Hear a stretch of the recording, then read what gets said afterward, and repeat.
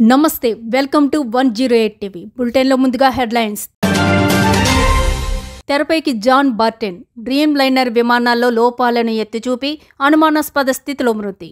242 మందితో అహ్మదాబాద్ నుంచి లండన్కు బయలుదేరిన ఎయిర్ ఇండియా విమానం AI-171 Boeing 787A dream liner కుప్పకూలి పెను విషాదాన్ని మిగిల్చింది.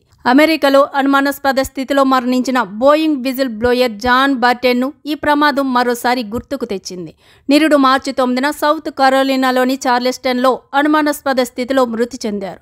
62 ఏళ్ల బార్టెన్ తుపాకీతో కాల్చుకొని మరణించినట్టు పోలీసులు ఆ తర్వాత నిర్ధారించారు. ఘటనా స్థలం నుంచి నోటును కూడా స్వాధీనం చేసుకున్నారు. అయితే విజిల్ బ్లోయర్గా బ్లోయింగ్పై దావా వేయడం, ఆ తర్వాత మృతి చెందడంతో ఆయన మరణంపై అనుమానాలు వ్యక్తమయ్యాయి. 3 దశాబ్దాలకు పైగా తన జీవితాన్ని బోయింగ్కు అంకితం చేసిన బార్నెట్ నార్త్ చార్లెస్టన్ ఫెసిలిటీలో 2010 నుంచి క్వాలిటీ మేనేజర్గా పనిచేశారు. ఈ క్రమంలో విమాన ఉత్పత్తిలో భద్రతపై పలుమార్లు ఆందోళన వ్యక్తం చేశారు. మరీ ముఖ్యంగా 787 డ్రీమ్ లైనర్ విమానాల్లో భద్రతను ప్రశ్నిస్తూ తయారీలో లోపాలను ఎత్తి చూపారు. 2017లో ఆరోగ్య కారణాలతో రిటైర్ అయ్యారు. అయినప్పటికీ బోయింగ్పై దావాను కొనసాగించారు. 2019లో ఓ ఇంటర్వ్యూలో బార్నెట్ మాట్లాడుతూ బోయింగ్ విమానాల డెడ్ లైన్ సమీపిస్తుండటంతో నాసిరకం పరికరాలను బిగించాలంటూ కార్మికులపై సంస్థ ఒత్తిడి తెచ్చినట్టు ఆరోపించారు.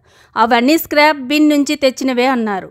వాటిని తీసుకొచ్చి బలవంతంగా తమతో విమానానికి బిగించేలా చేశారని ఆరోపించారు. అంతేకాదు బోయింగ్ 787లో 25% ఎమర్జెన్సీ ఆక్సిజన్ సిస్టమ్ ఫెయిల్ అయ్యే అవకాశం ఉందని సంచలన ఆరోపణలు చేశారు. బార్నెట్ ఆరోపణలను తీవ్రంగా పరిగణించిన యుఎస్ ఫెడరల్ ఏవియేషన్ అడ్మినిస్ట్రేషన్ 2017లో బోయింగ్ ఫెసిలిటీలో రివ్యూ చేసింది.